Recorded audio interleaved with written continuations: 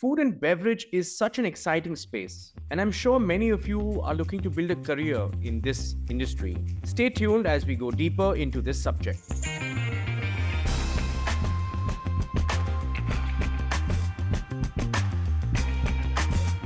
Welcome to the Zista podcast, where we invite industry leaders and academicians to answer questions that students have within a particular area. Today, we're focusing on food and beverage, and joining us is Gavin Vadamootoo.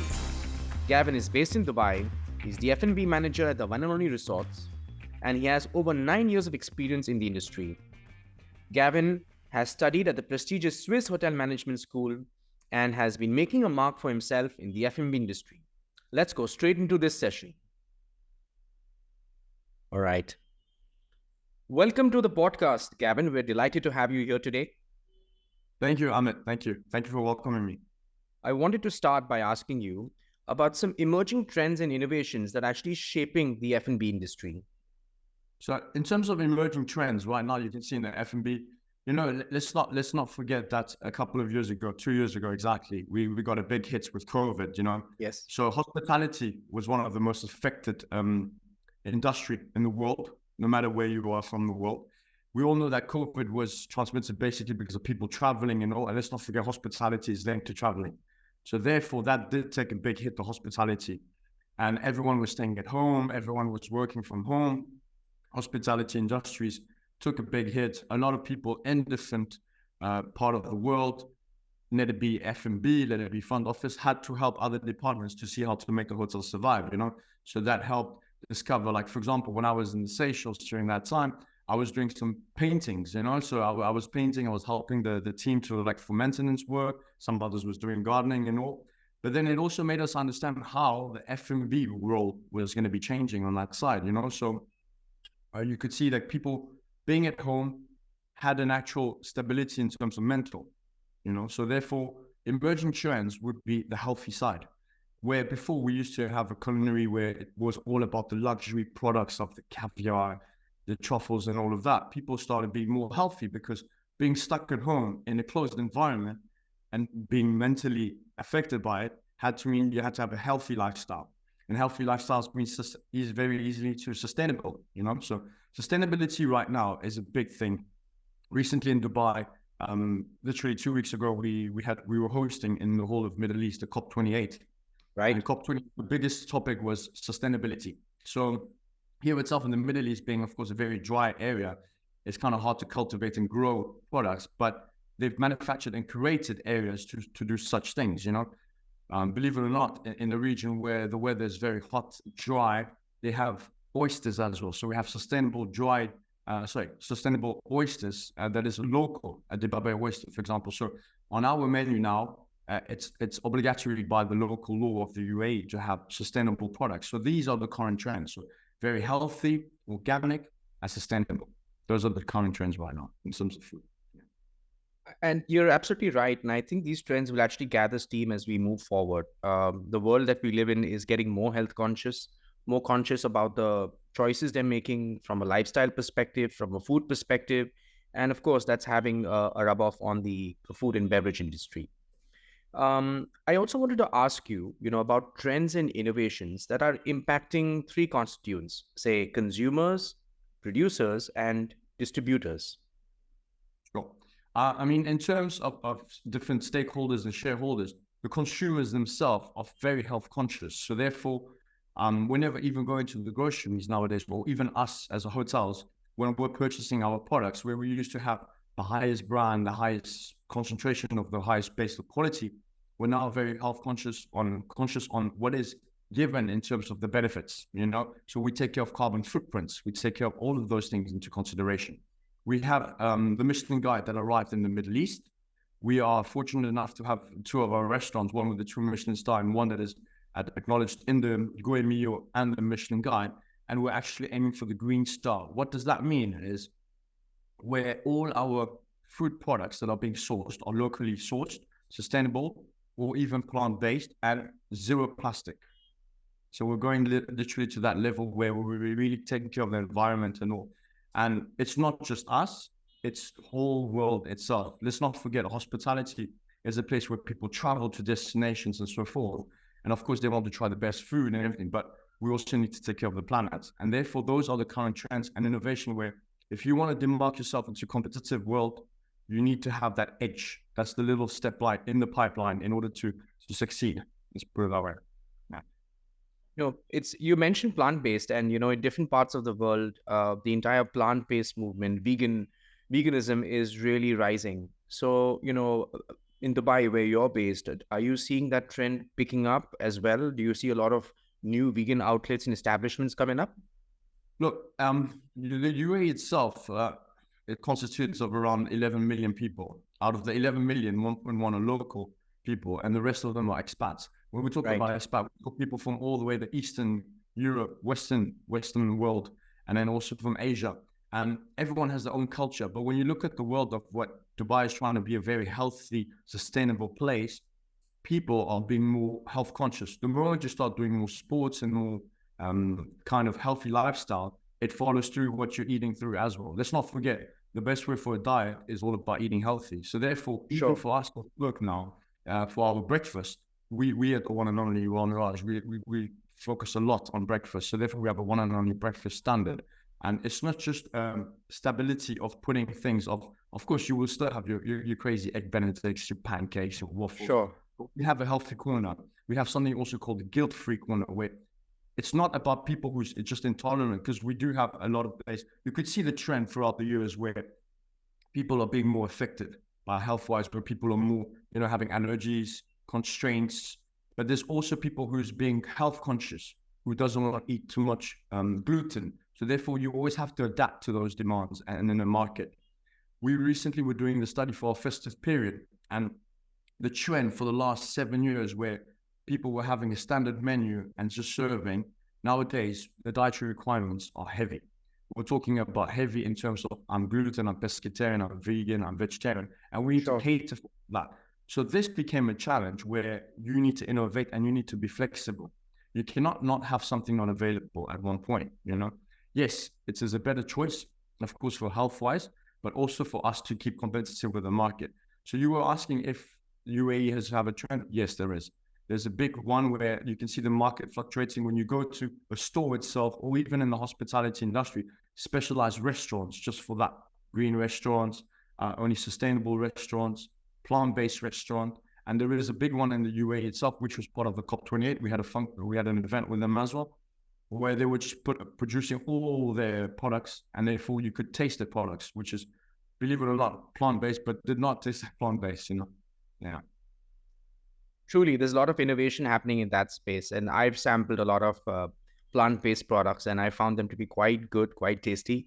And of course, it's a healthier choice to make, so it's really good, I wanted to ask you, Gavin, do you see any breakthroughs or really groundbreaking changes that have revolutionized the F&B world? Do you see any of these actually shaping the way we cook, eat, and enjoy food and beverage? There are recent trends, and UAE is becoming one of them as well. I would say mainly in Asia has been the innovation where the kickstart has started, where we have dining experiences. So this is where we add technology and we break through another sense, if you know what I mean. What I mean by that is where ideally, in an ideal world, whenever you go to a restaurant, there's two reasons for success: is the food and the service, right? So good food and good service, people will go and come back. And it creates a joy and it creates a memory for the guest. Nowadays, those chefs are taking it to another level with the culinary experiences, where you can be dining in the dark, you can be dining with LED tables and lights, and represent that area. For example, there was a grass-fed beef that was being served, and they would praise a mist of fresh grass. When you wake up in the morning on the grass, you see the first dew, and you could smell that around that. And this is what really uplifts and brings that. So that is the current trend of technology arriving in. But also what makes a success nowadays in terms of breakthroughs, in terms of that, I would say it's storytelling.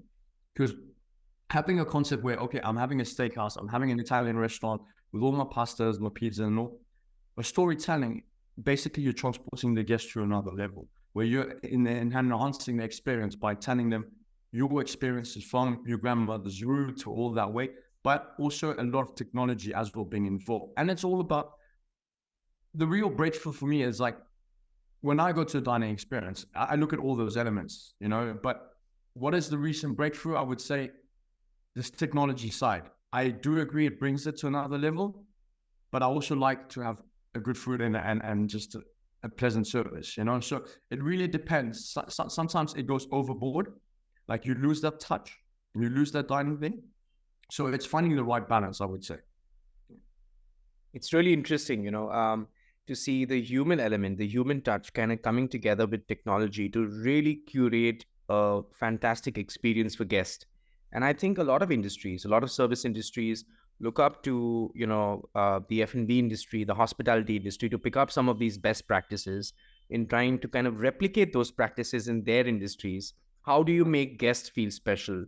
How can you really give personalized service? And I think the F&B industry, the hospitality industry is leading in that front. The world that we live in today, F&B is playing such an important role in defining the success of a hotel. So it's not just your banqueting revenues. It's not just your revenue from MICE events or just from accommodation. It's the food and beverage which brings customers back, attracts locals to walk in because locals may not land up staying. But if you have a fantastic outlet which is serving really good food, fantastic service, you're going to attract locals, and that's a great way to engage with the local economy and keep on attracting guests. What's your view on that? In order to attract guests, it's pretty simple, I would say. In an ideal world, this is what restaurants was in the past, was good food, good service. The Michelin Guide was then created for that, where it gave the recommendations all around the world. Okay, look, if you're traveling to that area of the world and you're going there, try this restaurant. It's a really good food. You will enjoy the service. That's what food and beverage expense has all been about, Nowadays, in order to survive the harsh reality of food and beverage in the hospitality world, is a lot about marketing as well. So marketing right now is the number one thing that can really differentiate you and your competitors. So if you have a very strong marketing, the influential rate will always be higher. Social media, right, for instance. So the more you have marketing, the more you have that. This is what it's going to attract the guests, and this is how you sell it. But it's also a very dangerous tool, I believe, because marketing, you can be selling the A-star product, but you might be delivering a C product. And therefore, that difference rate might affect you, because by the same way that you promote it for social media, that guest who had a bad experience can demote you to a C, to a D grade, because simply that it was not to the value and the standard. So it's a risk to take. I believe marketing is a big tool, it's a big asset, and it needs to be done, but in a proper way and in a fair justice way as well, because there is a lot of abuse of marketing that does not give the right means and right ends, We live in an industry where the most secretive restaurants, the most, not luxurious, the most hidden gems are not on the marketing tool. But it's me having experience and loving that experience and telling it to you, the word of mouth. And that is the biggest marketing tool. So marketing does not essentially just mean the social media side where I'm just posting my pictures, I'm going out and having an Instagram post. Oh, by the way, look what I ate today. And it was really good, But it's if I tell you to face and I did not show you the picture, but I explain you the experience, I'm sending it to you, it's because it touched me. And let's not forget, the moment you felt touched by an experience from the food, the service, you yourself right now will tell me, Gavin, I'm going to that restaurant. And that is the biggest asset. And how do you do that? By genuine service and good care and good food. So no matter how much I used to fight with my chefs, I have to get along with them. So if I do good food, if I do a good service and it doesn't create me a great dish, it doesn't compensate on both ends. So it's a teamwork at the end of the day. So it's really important to see the right balance, I would say. Awesome. Thanks for, explaining that so well, Gavin. In the F&B space, so you have food and beverage. Are you seeing any significant changes happening on the beverage side of the business? Yes. We're heading right now a big trend on, well, first of all, the cocktail side, where we're going into a lot of mixology and we're doing a lot of clarification with milk and everything. So it's like a see-through clear cocktail. That's a lot of the current trends I know every day. And it's all about also how people used to take pictures of food. Now people are taking pictures of drinks. So that's the transition you're going between food and the beverage, but it's also the selection. A big thing that's happening also is the non-alcoholic selection. We like to call it the zero proof, where it's a very 5 percentage of alcohol, literally 0.001, that is tolerable in the UAE with alcohol licensing to be served. And the most important, it's health conscious. Let's not forget, alcohol might taste good in our mouth, but doesn't mean it's healthy for us.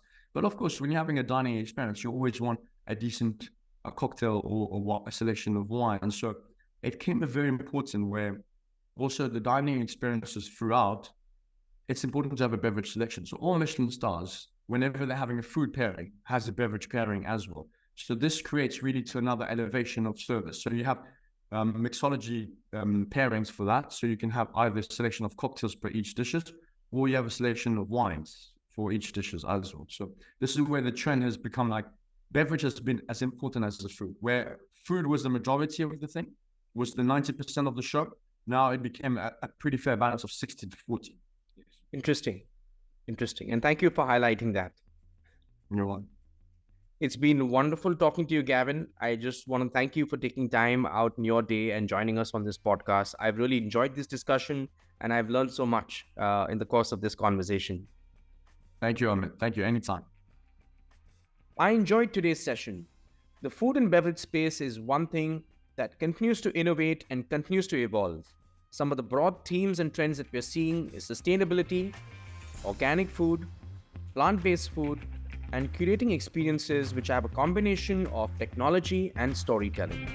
We're going to be welcoming Gavin once again on the Zista podcast and going to take this conversation further. Subscribe to our channel on YouTube to get notifications when new content goes live. Follow us on Google Podcast, Apple Podcast, and Spotify. Our handle is the Zista Podcast. Till we meet again, we'd say, stay curious.